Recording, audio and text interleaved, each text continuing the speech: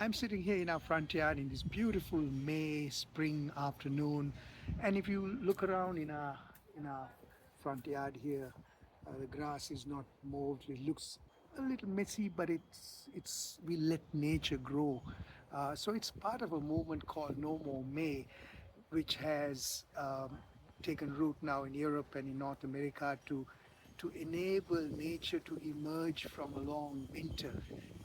And that way we enable the insects and the worms and the plants to come out on its own without it being disturbed by mowing over it. Um, so one of the plants that come up is a dandelion plant. It's a yellow flower that's out there as you see it there, but it's looked upon as an invasive plant. It's called a weed, but at the same time, it also has a lot of benefits. Especially when I read the book Braiding Sweetgrass by Robin Wall Kimmerer, she says indigenous wisdom, scientific knowledge, and the teachings of plants. And this book, written by Robin Wall Kimmerer, who's a Native American botanist, really educated me, taught me a lot. So there are native plants called the like plants like sweetgrass is native to North America, but she says that the dandelion is an immigrant plant. She refuses to call it an invader.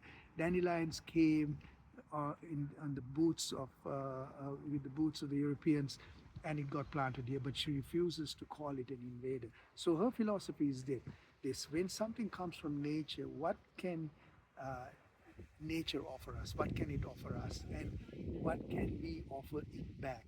And then how do we find that balance? So this is also about finding that balance, because dandelion also is looked upon as a weed by many people around us.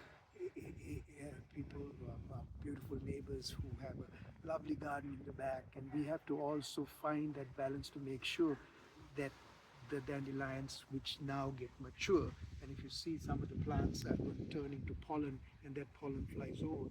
So we have now allowed this grass to grow for 3 weeks, and now it's time to mow the lawn and clear it all up. So then we have enabled the plant to kind of plants all of that to kind of grow up over the last 3 weeks. So Robin Wall Kimmerer also says that dandelions have other benefits for us. So one of the first benefits is the fact that it loosens up the soil and aerates the soil after a long winter. The next benefit is that the flowers is food for the bees and other insects, because this is one of the first flowers that emerge from the ground after the winter. So it's there as a source for bees and other insects. Then the other thing is that the plant has medicinal value. So the root has a way of detoxifying our kidneys. So you can, when you take the root out, and you can make a tea out of it, and once a month or so we drink, even through the whole year, have a tea out of it. It detoxifies our kidneys, for instance, they say. And she also says that we can use it, and now we do that. You can use the leaves as a part of a salad. You can even use the flowers as a part of a salad. So it has multiple benefits too.